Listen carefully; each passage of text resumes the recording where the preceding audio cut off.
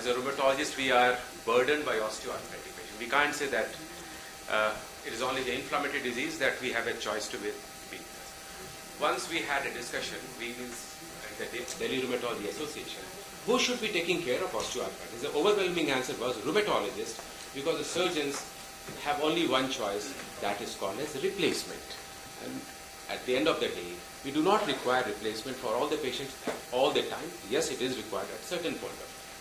So we need to put up ourselves in that domain where we have a large burden of osteoarthritis. And to begin with, I also heard what Dr. Nilesh had an excellent deliberation yesterday, what is going to happen in osteoarthritis. So we should have a wider view of the things that may change over a period of time, and we need to dwell actually deep down to understand these diseases and make the life of our patients who really do badly on osteoarthritis. To begin with, Dr. Aarti, a dear colleague at Delhi, and Dr. Aarti speaks so well.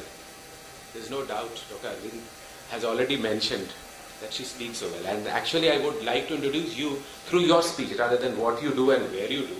Please, Aarti, your stage. And the one request, be on time. You are judged by your time management other than your oratory skills. Thank you.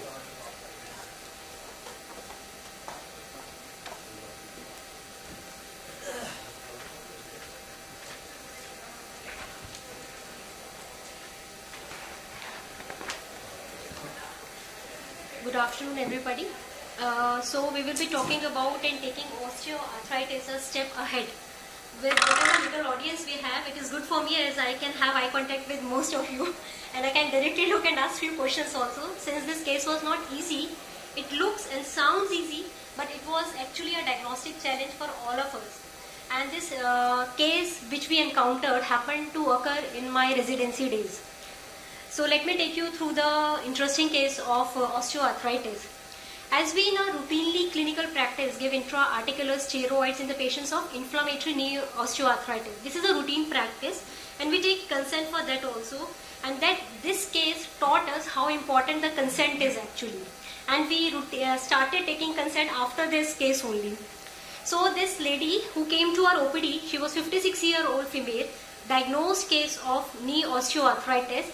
We gave her intra-articular steroid in her left knee and she was okay. She took the injection and she went off. Later, within an hour or so, maybe 2 hours or so, she came back to us. We got a call from the trauma center actually that the lady which has been injected a few hours back is complaining of pain and swelling in the same knee. So we rushed back to the trauma center. By the time we had been to the trauma center, she had already been given a dose of antibiotic and the injectable NSAIDs. She was in so much excruciating pain at that time. We evaluated her, we took the history, had she suffered any trauma or was there any kind of any intervention between this 1 hour or 2 hour time period. But she denied anything. She said she went to the railway station and she had to come back just because of this excruciating and pain and the swelling, which was more than it was earlier before giving the injection. So the pain and the swelling increased after giving the intra-articular steroid injection. So we were confused. Rather, I was most confused because I was the person who had injected her. I thought whether I had given it in a wrong way or where I went wrong. Actually, I was evaluating that in my mind. So on evaluation, her left knee was red, hot and tender. She was not even allowing us to touch it. So just to relieve her of the pain and ourselves also of the pain, so we aspirated that fluid. 50 ml of the fluid came out. This was approximately around 4 hours after giving the injectable steroid. The fluid which came out was hazy, dirty white, and the consistency was midway between the pus and the fluid. It was not blood stained. We could not take the picture because it was such a condition that we could not take the picture of the patient's knee. So I don't have any imaging of the knee or the x-rays or the fluid with me. The aim at that time was to relieve her of the pain. So this was a picture of the synovial fluid which we had, and the good part was she was relieved of the pain and the swelling immediately after the aspiration. She was happy that my pain has reduced, and similarly the swelling has also reduced maybe within the few minutes of the aspiration. So meanwhile we got her blood investigations done also. The ESR was okay as per age 40 and rest of the clinical blood parameters were also normal. The TLC was around 9000. So this was the synovial fluid picture. her total leukocyte count in the synovial fluid was around 75,000. Her DLC was 80% polymorphs were there, culture, and the gram stain AFB stain was sterile. So we thought this is septic arthritis. This was the only thing which came to our mind after seeing the TLC of 75,000, though it is being said that the TLC should be around 1 lakh or 2 when we think of about septic arthritis, but this high TLC is usually not seen in knee osteoarthritis, even in the inflammatory one. In the inflammatory, we can have maximum of 2,000 or 3,000 cells. So this was way ahead. We also thought of some crystals, as there were some studies that the crystals, especially if you are injecting a corticosteroid injection in a patient who has a CPPD, underlying CPPD in the patients of osteoarthritis, they can get precipitated. So we looked out for the crystal. We were confused. Any guesses to the house? Any idea about diagnosis? Because we were also similarly confused. We thought of crystal. Which crystal? Your steroid. MSU and exactly. That's the point. We thought of some crystal and the septic. These two were in our mind because since we have followed all the aseptic precautions very nicely while giving the injection, so we were sure the septic arthritis goes down, and the way, the speed with which it evolved over a period of time, that also asked us to put the septic arthritis way down the crystal arthritis. So the thing was which crystal. So these were the type of crystals. Somehow we took the picture because the patient was relieved, so we could take the picture of this. So these were crystals which we could see on the polarizing microscopy. Any ideas about this crystal? Actually, these were birefringent pleomorphic intra and the extracellular crystals. And when we have to actually match these crystals with the other in the imaging available, and these were of the steroid. So this was the first case which we saw, the way after giving the intra-articular steroid, the pain and the swelling that patient had actually opened our eyes that crystals can be of steroid also, and this steroid crystals can lead to the higher levels of TLC around 75,000 or 50,000 in the synovial fluid, almost similar to that of the septic arthritis, though not to reach to that level. So the basic principle is, if you are following the sterile techniques properly, it is very uncommon to develop septic arthritis while you are injecting a knee with a steroid. So keep it down if you have properly followed the aseptic technique.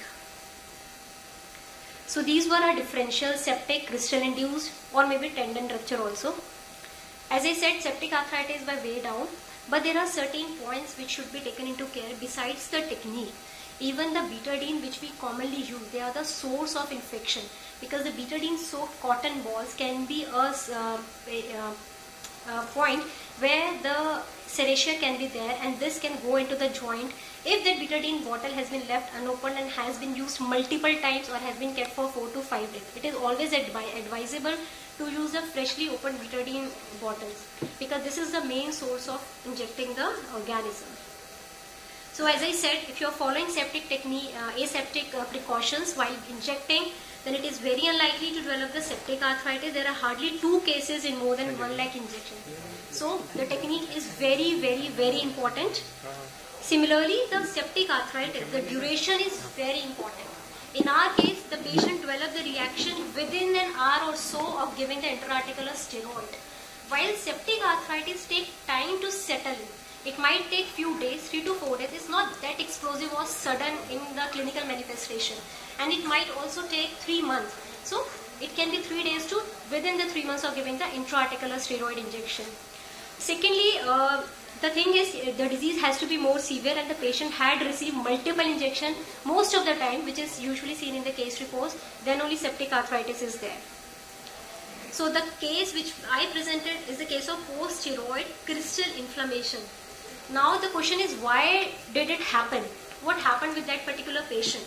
So we went back to the literature and we could actually find few papers on that, and it was seen that it is seen with 2% of the patients only, and it develops during the first few hours after the injection. And we use dipomedrol, which is methylprednisolone acetate injections, and people are also using Kinacort, which is triamcinolone acetonide. So these reactions are commonly seen with the, commonly means between the two, are seen more commonly with the triamcinolone rather than with the methylprednisolone. So what happens is, once we have given steroid into the joint, these steroid crystals get phagocytosed by the leukocytes, and therefore these leukocyte numbers increase transiently after the giving intraarticular injection of the depot steroids. That is why in our case the TLC count was higher in the synovial fluid as opposed to what we see in the patients of inflammatory knee OA. And the most important point to remember in this is the onset of the symptoms. The time of onset of symptom is very, very important to clinically differentiate between the septic arthritis and post-steroid crystal inflammation, since the management is totally different. So, as I said, the technique is important. Usually we mix steroid crystals with the lignocaine. So this decreases the chances of developing the post-steroid crystal inflammation. The medial technique which we routinely follow while giving the injection is also important. This has also shown to decrease the chance of developing the post-steroid crystal inflammation. Then we routinely flex and extend the knee after giving the intraarticular steroid. This also helps in proper redistribution of the steroid injection which we have given, and this also decreases the chance of developing any post-steroid crystal inflammation. So the techniques which we are routinely following are very important for decreasing any local reaction after giving any type of intraarticular steroid or the hyaluronic acid. So the point is now the treatment point. We don't have to do much. The ice fermentation, the local ice fermentation, along with the aspiration of the synovial fluid, so that the crystals which are there can be taken out. The only simple technique of aspiration can decrease the pain and swelling in the patient, and nothing much need to be done, and over a period of few days the swelling subsequently subsides. But it has also been seen this doesn't decrease the outcome of the steroid injection. This is very important. The outcome has to be good, right? Once you have given an injection, the inflammation does decrease even after developing the inflammation after few days.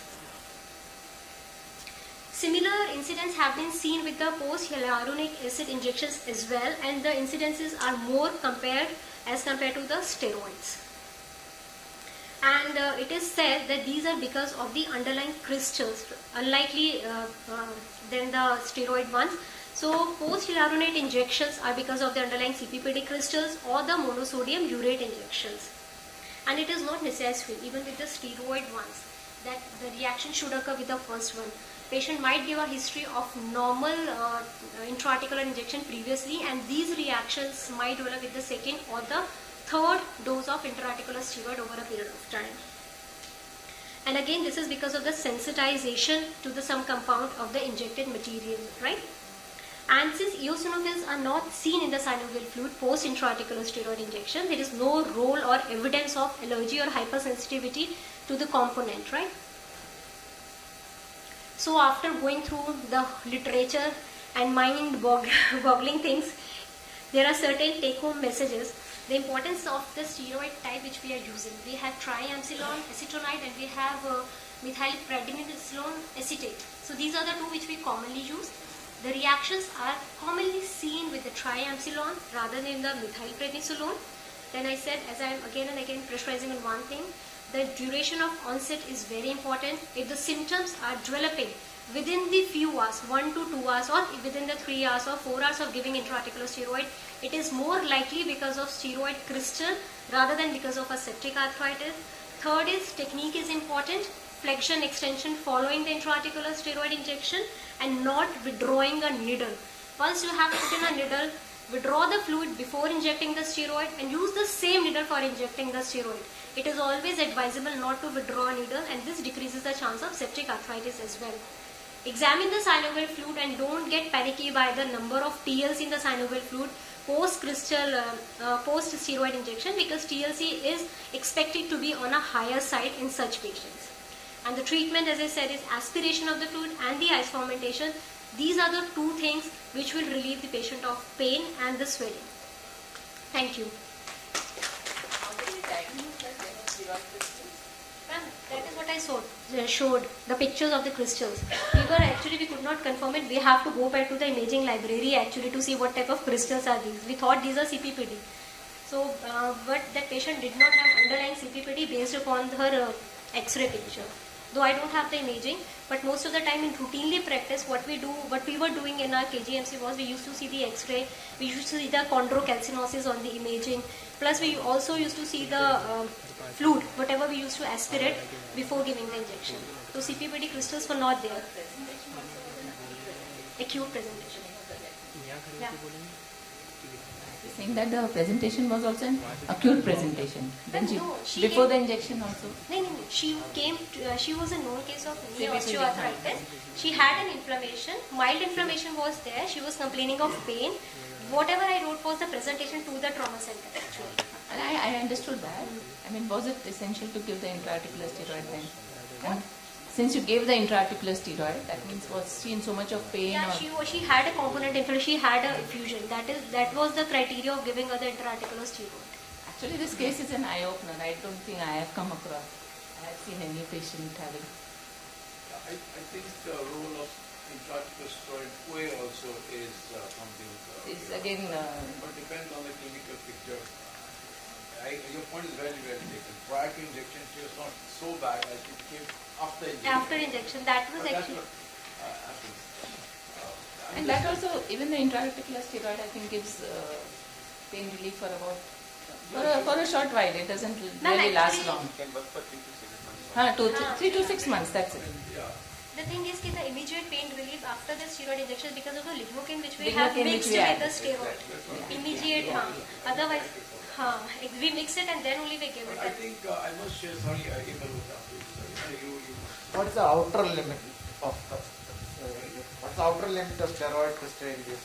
Outer? If it comes immediately, suppose you can delay response. Okay, that and then you aspirate, culture, everything comes sterile. What is the outer limit? So there is no such limit as such, but what I said was if the symptoms are dwelling quite early, within the few hours of giving, then the suspicion is high on a higher side. Otherwise, septic arthritis is always a diagnosis which we keep in our mind whenever there is a pain or effusion following any intra-articular procedure. But septic arthritis develops usually after 2 to 3 days. Exactly. It takes time to settle in. She got pain by the time she reached the station. So it was very fast. We have had situations where after injection, after 2 days, patients come with crystals. And you conservative septic arthritis, aspirate, you start antibiotics, finally nothing comes. This might happen most of the time, right? Even the crystals So are now the question is it steroid crystal use, but after several days, is there a limit on it? So there is limit as such is not there. It is basically dependent upon the onset of the symptoms. That is how we can differentiate at least for the initial time. If it is coming after 2 to 3 days, definitely septic arthritis come above the crystal used one. But if you ask me the outer limit, days or months, it is very difficult to comment upon. I've never seen a patient, but I remember during my learning days, till today, one of our professors said that if you give an intra-articular, you must counsel the patient. And till today, I keep doing it, and I keep waiting. Kab aayega mere paas patient with acute? I did 30 saal mein. But I tell you, I do that. I mean, I think my fellows also, it's very important. I think वो तो करते ही हैं. Because I think it's very alarming to the patient. कि अच्छा वाला चलता हुआ भी है.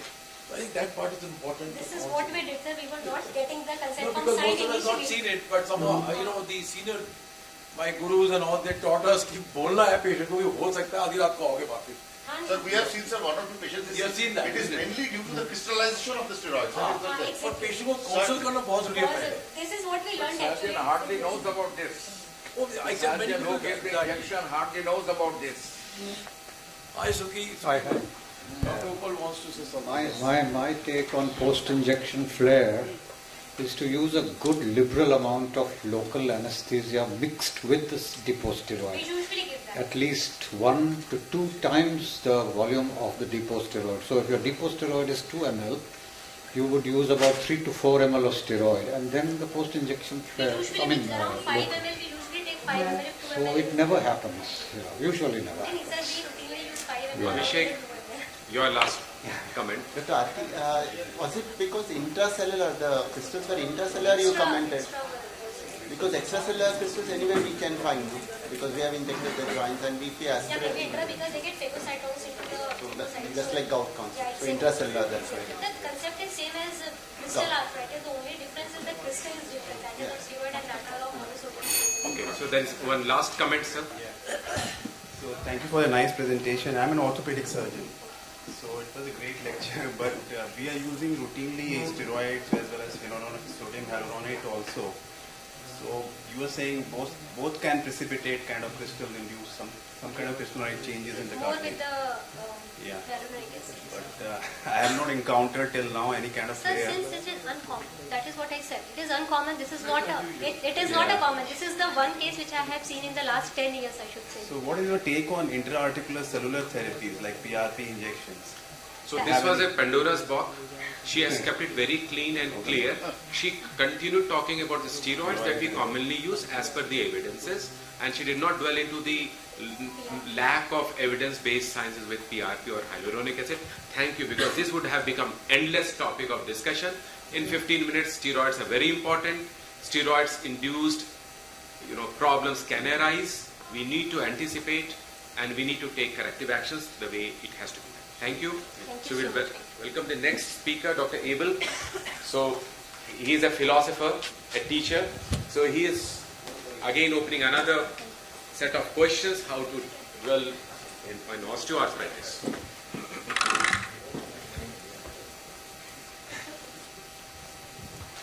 The slides, okay.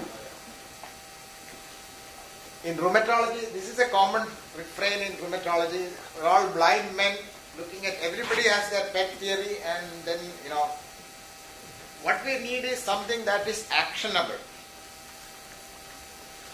So what is certain about OA? OA is a pan-arthritis. Unlike rheumatoid arthritis is a synovitis, spondyloarthritis is an enthesitis, and it starts from there and spreads. OA is not a disease of any one particular part of the joint, it is the entire joint that's involved. So that's one. That is something we can agree on. Then, how does the cartilage damage happens? Adamantous fibre is the key. The enzyme is important in degradation. But how does it start? That part is highly controversial. So again, another thing was there was a time when people thought, is there inflammation? Yeah, inflammation is there in OA synovium, but the inflammation difference is a matter of degree, and all kinds of attempts at therapy trying to target the inflammation has gone nowhere, which means that inflammation is not the, so we need to look for something else. And another thing is that what is the biggest risk factor for OA? Age. And so senescence and aging is a central thing. But it's not, doesn't mean that OA is not inevitable. Most people do not get OA, and some people get OA. And the biggest lacuna in OA research is the age is not factored into studies. Animals, most people use young animals. It has been shown that the cartilage response of young animals and old aged animals are different. Same cytokine. So the key to OA, what happens in OA is there is proliferation of cartilage, and then instead of repairing, that leads to senescence of the cartilage cells or the chondrocytes, and then undergo apoptosis.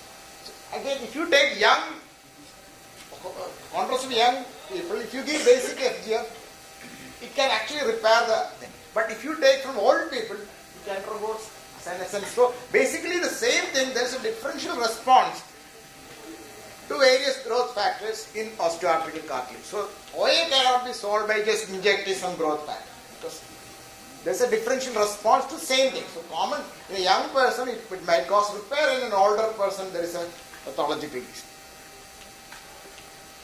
So we know the common risk factor, aging and senescence is well known. Genetics. But what is the problem with genetics? Even if you identify genetic risk factor, unless we know how that genetics interacts with actionable things, doesn't help. Can we change our genes? Are we going to do gene therapy or selection based on it, eugenics? No. So what we need to do is actionable items. And the most easy to target actionable items are the comorbidities. We know obesity, hypertension and diabetes. How is the relationship between these? For example, diabetes, the only drug which decreases rates of knee joint replacement is metformin. Does that mean? So we need to take more look at diabetes, but that is not what I am going to talk about today. How are mechanical? So there's a lot of research on how mechanical factors cause OA. But how can you explain hand OA with mechanical factors? Knee, yes, I can accept. Maybe hip, but how can hand OA be related to mechanical factors? How does obesity lead to increased risk of hand osteoarthritis? That can't be mechanical. That's the point of my discussion here. And what else happens in obesity? Obesity is associated with many obese patients have obstructive sleep apnea. Look at the association between obstructive sleep apnea and knee OA. There is a clear link between the severity of the obstructive sleep apnea hypopnea index and the severity of osteoarthritis. And if you look at the big, again, apnea hypopnea index is a much better, has stronger association with knee than even diabetes. So there is some muscle height. So this is the thing which you have missed. And this is knee OA, which we know has mechanical factors. And something which I am not showing here, what I am found here, there is a triad. If you have hand osteoarthritis and hypertension, 95% have obstructive sleep apnea. So try. If you have two, you have the other. In 95%. Please go and look. So that is what made me think about what is unique about. Again, here also, the severity of osteoarthritis correlates with the severity of obstructive sleep apnea. As the OA grade increases, the saturation, minimum saturation, desaturation, that's all of these go. So there is a connection between obstructive sleep apnea and even knee osteoarthritis. And we know the central role of central pathology in obstructive sleep apnea is sympathetic overactivity. The hypoxia leads to stress-induced sympathetic overactivity, and sympathetic overactivity also causes metabolic changes which perpetuate an abnormal fat distribution, and there is a vicious cycle. And that's why there is increased cardiovascular morbidity, hypertension, cardiovascular morbidity in obstructive sleep apnea. Now, what can sympathetic system do to inflammation? Does sympathetic nerves have a role in inflammatory arthritis? So I just take it two snippets. In antigen-induced arthritis, you do sympathectomy, there is decreased severity if you do the sympathetic prior to the onset of arthritis. But after that it doesn't have it. Again, this leads to differences in IL-17, the Th1 and Th17 cells, induce cytokines are so it not only affects the severity of the arthritis, it also affects the inflammatory cells. So immune system is doing, nervous system has some control over the immune system. And again, this is adjuvant-induced arthritis. And look at this, if you give beta-2 antibodies, propranolol, budox, but not the favorite beta blockers. Everybody's favorite beta blockers are cardioselective, beta-1 selective, atenolol, metoprolol. They have no effect. So either non-specific beta blockers like propranolol or beta-2 selective blockers significantly reduce, almost half the severity of the adjuvant-induced arthritis. This again shows that sympathetic mediating, that is, adrenergic system is playing a role in even inflammatory models of arthritis. We are not talking about so OA. Now, something else. What causes disease patterns? We recognize arthritis by disease patterns. Symmetrical arthritis, asymmetrical arthritis, all kinds of disease. Rheumatology is about disease patterns. What causes patterns in nature? Patterns in nature are caused by information. That is, if there is, how does one joint work with the other joints? That's what pattern is about. So mathematics of patterns is a foundation of physics and fundamental science. So how to ask those? Which of this is more symmetric? It's the most symmetrical. Which is least symmetrical? Which is more symmetrical? Circle. Least symmetrical? Triangle. That's correct. So symmetry is about rotation. When you change the orientation, like how many times you can change, so this is infinite degrees of infinite number of times rotate it gets this. Whereas there are only 3 axes of symmetry for triangle. Now, the whole physics of electromagnetism, everything is exposure is basically symmetry breaking. Nature is symmetrical. Breaking of symmetry, block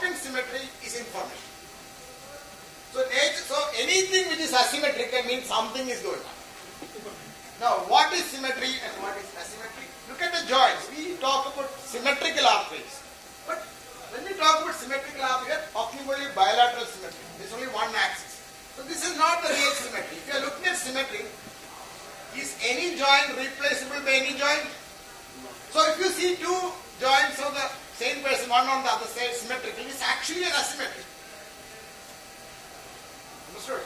Bilateral symmetry is uncanny symmetry and asymmetry. So is RA symmetrical? RA is the only thing symmetrical because if you have all the joints involved, it becomes symmetrical. It's no big deal. So symmetry is more informative when there are fewer joints involved. So for example, how do you measure symmetry by entropy? How much information? How many? So entropy is defined in maths and physics by logarithm of the number of possible rearrangements of them. So if you have all the joints solid, how many possible arrangements are there? 1. What's the information content? Logarithm of 1, 0. So all joints involved has 0 information. So it's RA with all joints information has no information. So it's unremarkable. Whereas if you have a Loughlin syndrome with bilateral ankle swelling, what is the probability? Suppose one joint angle is involved, what is the probability of another angle is involved? Depends on how many are calculated, how many 44 joint, 1 by 44, 68, 1 by 60. So that is high information. That's why I say Loughlin syndrome is the most asymmetric. And least asymmetrical is rheumatoid arthritis. The reactive arthritis is asymmetric. So this is you just look at how symmetry is not. You see that there's a gradient of asymmetry. Least in rheumatoid arthritis, reactive arthritis, psoriatic, osteoarthritis. Osteoarthritis is also very symmetric, asymmetric actually. Both knee involved, and in fact, if you look at hand oil, you will find that the same fingers are involved in both most of the time. So that is not symmetry. That's uncanny symmetry, which is basically asymmetry from a mathematical perspective. Whereas by tradition we call it symmetry. But rheumatology is not following mathematical symmetry. Now, what's the role of nerves in inflammation? So this is a study where they looked at PRP-women positive nerves in skin, and this technique called optogenetics, where you transgenic animals, you show light and it prepares active. So neurological studies are all done optogenetic studies. So you can activate the nerves, PRP-women nerves through optogenetic activation. What they found that in this model, if you activate, there is inflammation. So activation of PRP-women cells is sufficient to cause inflammation, and it plays a key role in protection from candida. In fact, if you knock out these cells, there won't be a response to candida, and so this can be blocked also. And so essentially the sensing of fungus is done by these unmyelinated PRP-women positive nerve fibers, and there is a axonal reflex which is mediating it. This is basically they looked at the perfusion index, and if you block with the anesthetic, that response is abrogated. So basically, even though we talk all about adaptive immunity, but the control, the key is with the nervous system. Again, this is showing the role in candida colonies. So if you interfere with it, colony numbers are increased. Coming to the crux of it. Now, these are gatekeepers of adaptive immunity. Similarly, for that is innate immunity. In type 1 diabetes, without the involvement of PRP-women positive nerve fibers in the pancreas, you can't have an insulitis. You can have all autoimmunity you want, you won't have insulitis. So if you knock out those PRP-women nerves in the pancreas by injecting capsaicin in the pancreatic or duodenal artery, the insulitis is reduced. So again, ITDM4 gene is basically PRP-women. So again, there is already evidence. This is a study by Vinod group looking at the biomarkers comparison between OA and psoriatic arthritis. Now predict which will have the maximum nerve growth factor, OA or psoriatic arthritis. See, NGF blocker was developed as a drug for psoriatic, osteoarthritis. So that fits in the prediction. Most asymmetrical is osteoarthritis. NGF is higher in osteoarthritis. In fact, that's the main differentiation between the two. Psoriatic arthritis increased, but it's even more in osteoarthritis. Now, in the 1950s and earlier, sympathectomy was a treatment for arthritis. They are forgotten because that literature was lost and has come back actually. PubMed, we don't look at hardcore. This goes to the case of OA. This is a case report. Somebody underwent cervical sympathectomy for some other indication, and years later developed OA. Of which hand? Can you predict? Asymmetrical hand OA in the underlying hand. And although I have seen patients with CRPS developing unilateral hand OA. So essentially, again, which disease has the maximum swelling? Not RA, it is reflex sympathetic. CRPS has the maximum, so this can cause profound swelling in the hand. Now, what's the characteristic of osteoarthritis? It's newborn formation. Newborn formation is also mediated by nerves. If you denervate, OA models don't get newborn formation. So, everything in osteoarthritis can be recapitulated by nerves. And the association with obstetric, all these surgeries necessary and sufficient. Oh, very nice. As usual, sir is philosophical. He's a teacher. Sometimes it's very difficult to comprehend what he is speaking because probably we do not reach to his level of understanding, but we made it very clear, sir. Now we have a very young colleague, Dr. Isha Sood. She is going to speak about the newer ways of how to treat osteoarthritis. So we will take the question and answer after Isha, so we maintain the time. Good afternoon, everyone. So the topic is a bit complicated, but I'll try to make it as simple as possible. All of us know what osteoarthritis is. The only thing which is the most important is age, which is the primary factor, as well as the mechanical stress. It's a very common disease and we see it very commonly in our routine OPDs, but we don't have much to offer to our patients of knee osteoarthritis at present. Now there have been huge research going on about the targeted therapies in the osteoarthritis. So what are the various targets of therapies in osteoarthritis? So number one, the first one is the articular cartilage. The second one is the subchondral bones. The third one is the inflammatory mediators. Then we have pain pathways. And lastly, we have metabolic pathways, as Dr. Abel just said. So in articular cartilage, the drugs which are currently into pipeline are senolytics, preformin and TGF-beta therapies. Those which target subchondral bones, we have cathepsin K inhibitors, bisphosphonates WNT inhibitors, same as osteoporosis. Then inflammatory mediators, there was a huge, these therapies, anti-IL-1, anti-TNF, anti-IL-6 and corticosteroids. Then for the pain pathways, recently the trials have come and the results have been good. Anti-nerve growth factor antibodies, capsaicin, and the metabolic pathways, we have fenofibrates. So why exactly are we targeting these all structures? As we all know, in osteoarthritis, the main site of degeneration is the cartilage destruction. And then there is release of multiple pro-inflammatory cytokines, multiple pro-catabolic factors, and then there are certain receptors and transcription factors. So all the drugs which are currently in the pipeline are targeting these all pathways for osteoarthritis. So drugs which are targeting cartilage breakdown or promoting cartilage repair. So we have therapies which are working either on the anabolism or on the catabolism.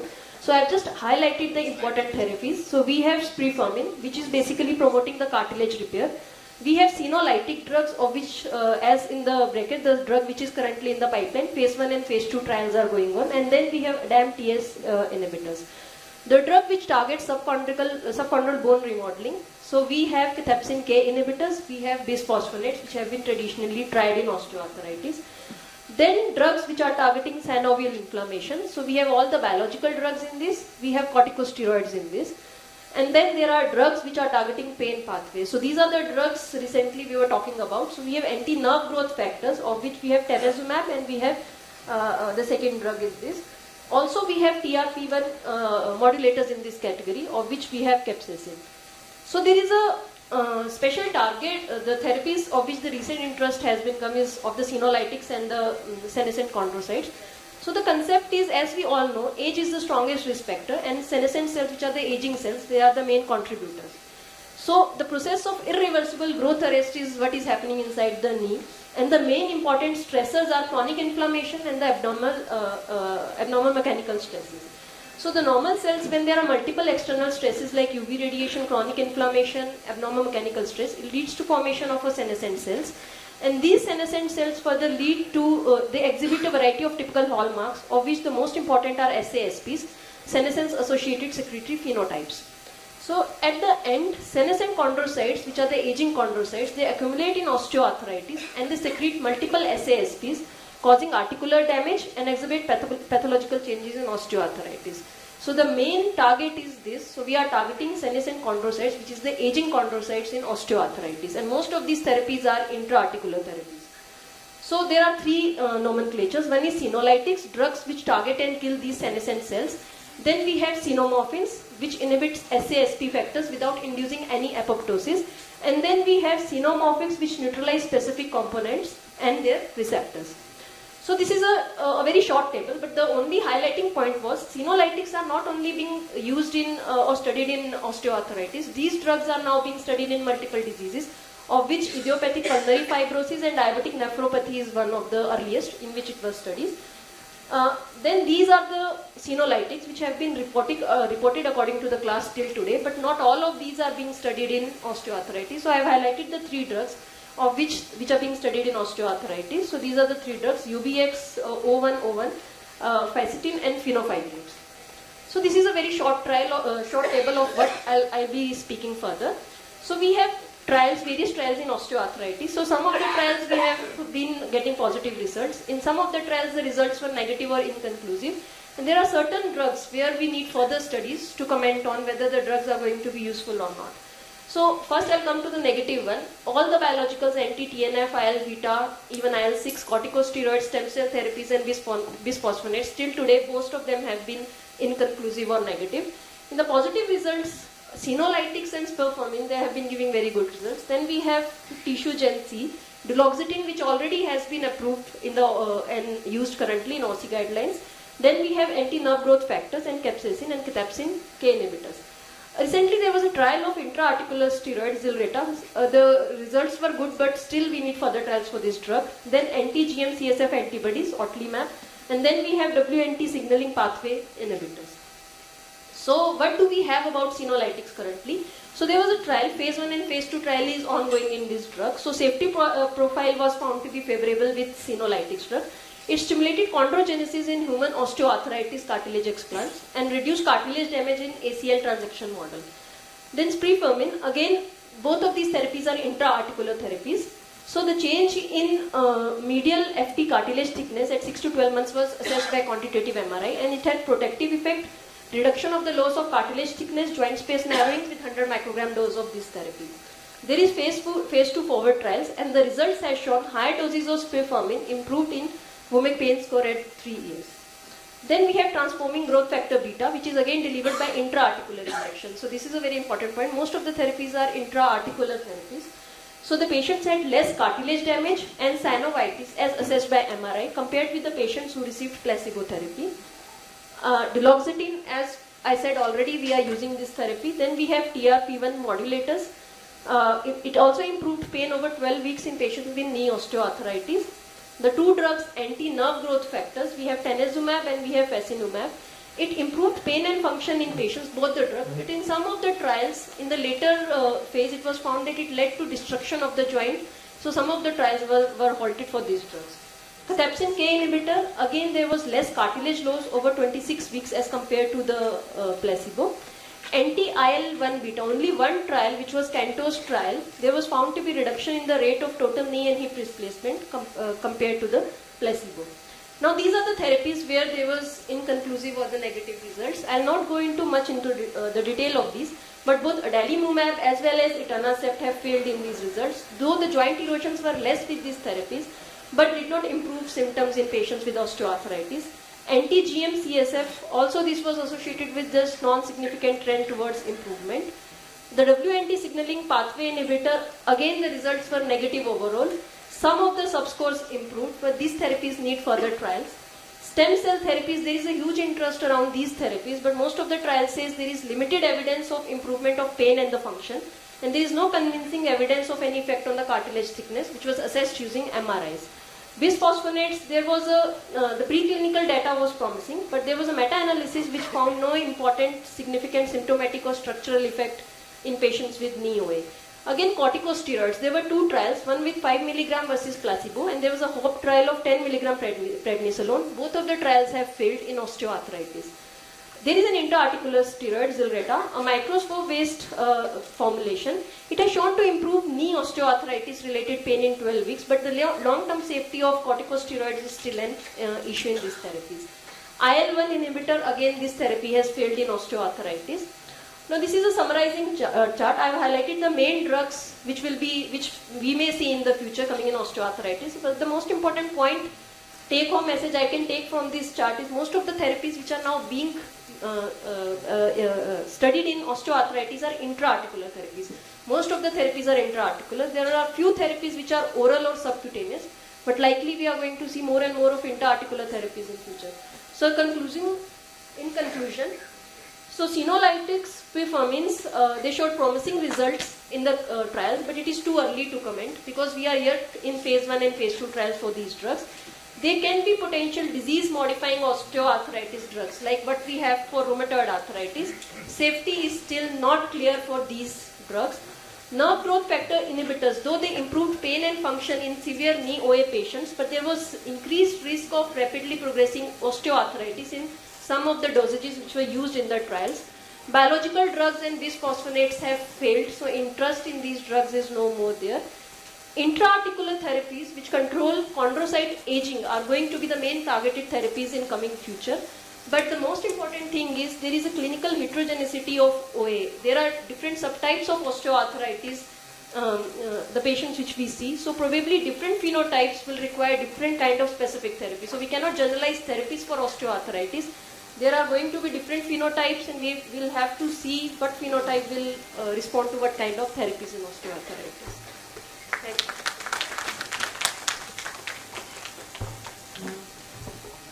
So I welcome all the speakers and Dr. Arvind Chopra.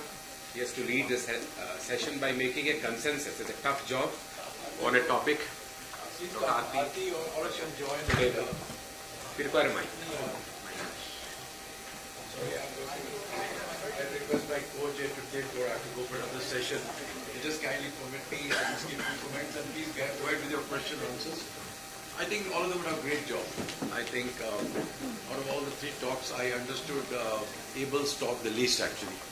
And I'm sorry, Abel, I need to spend time to understand, but I couldn't get the thing clear. But I think it's a great talk. Neuro, yes, I do subscribe to the neuroendocrine immune axis.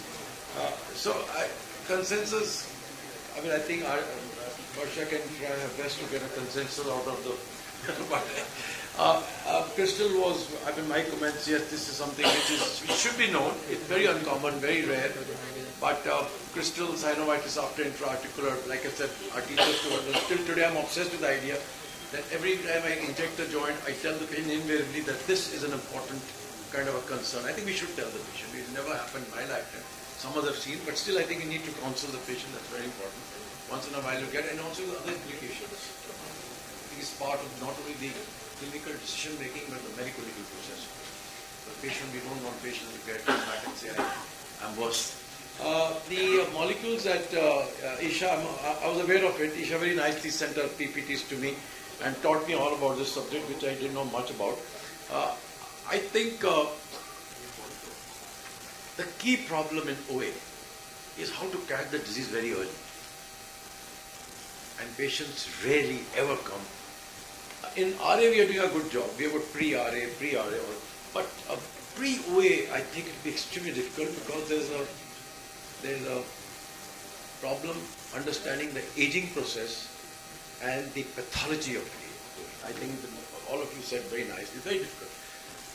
I think, Isha, these things will perhaps work only if we catch the disease very early, honestly. And I think all the work that you presented is in cartilage explants. I think many of you are aware that these explants generally come from the operation theatres. Some of my orthopedic friends out here, I've been part of the project where the cartilage is, and during TKR, you take the cartilage out, you snap freeze at -20, you rush it out of the operation theatre, And we were doing some work, and so then it used to come to our center, and we used to try and then get chondrocytes, cultures, and make explants. So from TKR, and that already is a senescent cartilage. So remember that, I mean, unless arthroscopy, sports injuries where you get very, I would say, young cartilage. Some of these things, that's the problem solved here. So please pardon me, I have to go for another session. I'm sorry I'm not here to answer or at least comment some of the questions, but Varsha is very, very competent. She's my coach. Varsha, please take over and allow me to proceed. I think I did not know that I'm doing 2 sessions next week. Thank you very much for allowing me to chair this session. Please carry on. So we have around another 3 to 4 minutes. So me and Dr. Varsha will try to understand what our previous speakers have informed us. So I have a very valid point of understanding that OA is beyond what you look at the joints. Even your sleep apnea has to be looked in. And that's very interesting that you give injections into the knee joint. What will you do with the hand OA? So the phenotype is very important. And the treatment which we will be offering and what we have as a, drugs which will work on the senescence pathway, they are basically intra-articular. So what happens to other sites where you don't inject? So are we going to inject all the small joints of the hand to prevent the disease? When are we going to have the oral drugs which can work on all the sites? And what will happen, or what is the implication if I block NGF pathway or the nerve pathway? And what is the implication at other sites? So that's very, very important. Dr. Abel? The NGF results are not surprising because nerve cut is needed for all that. Yeah.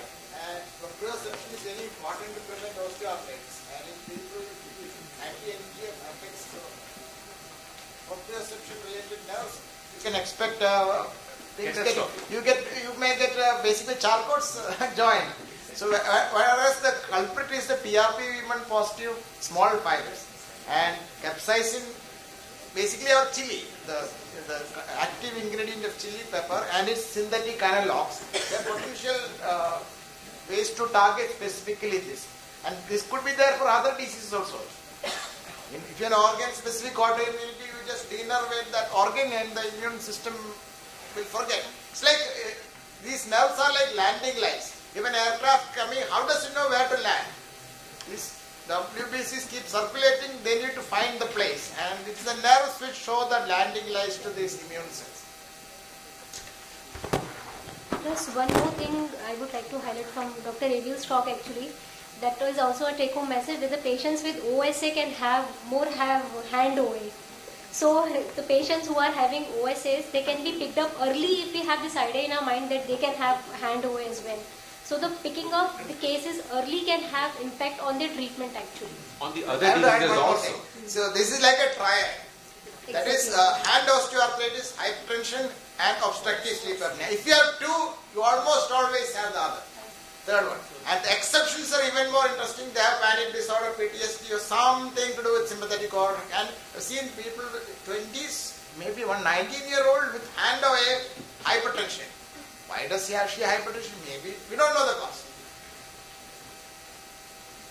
Isha? Any questions? Any questions? There was a question by Professor Dr. Sukumar Mukherjee has a question. For him. Sir, please. My mic.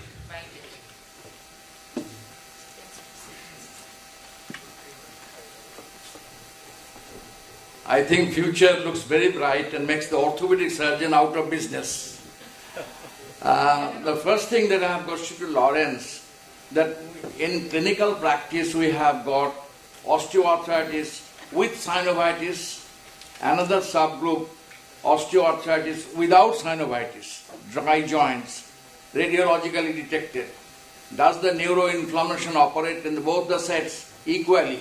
This is number one. And number two, sleep apnea. It is sympathetic driven or OSA. But when there is a quiescence, there is build-up of hypoxia. And again there is sympathetic overactivity. So does hypoxia play any role in endothelial dysfunction and leading to release of cytokine and causing neuroinflammation? Let me answer the hypoxia part first. How many people know how steroids work? How does steroids work in COVID and that is high altitude syndrome. Corticosteroids have a effect, inhibit hypoxia-induced factor. And in fact, for example, decrease in hypoxia-induced factor in Tregs is key to many of the corticosteroid action. And if you block that, many of the immunosuppressive effects. There are multiple factors. This is also a very important thing. And it's possible the hypoxia response in the lung is inhibited by steroids. So it need not necessarily be all immune modulation. So HIF also plays a role in inflammation, as we can see. And therefore, this hypoxia may exacerbate a normal inflammatory arthritis also. And so, there is a link. So, this is in addition to this itself, the sympathetic stress causes this. So, it's multifactorial. And regarding, if you see, we look at arthritis as cause. In reality, all these pathogenic mechanisms overlap. So, we have seronegative RA, seropositive RA. Some patients, B cells are important, some patients, B cells are not important. So, essentially, for any chronic inflammatory process to happen, you need more than one pathway. When you have more than one pathway interacting, you get various diseases.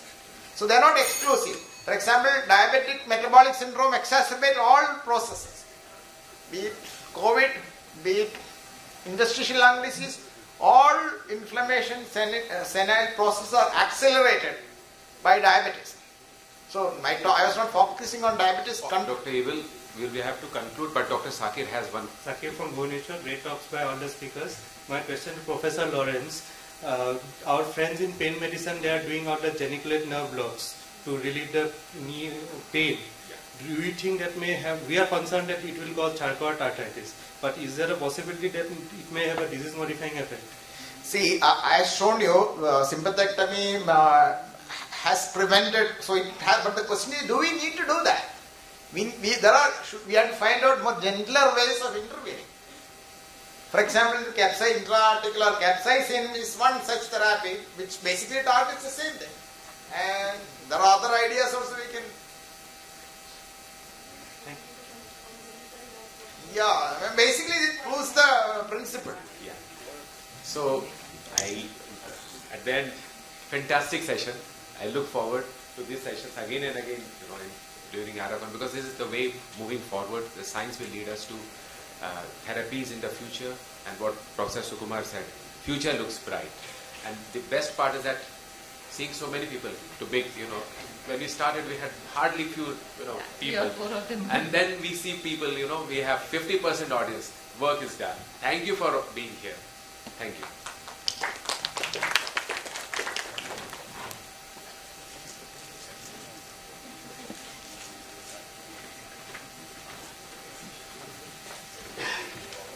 If you see osteoarthritis, Dr.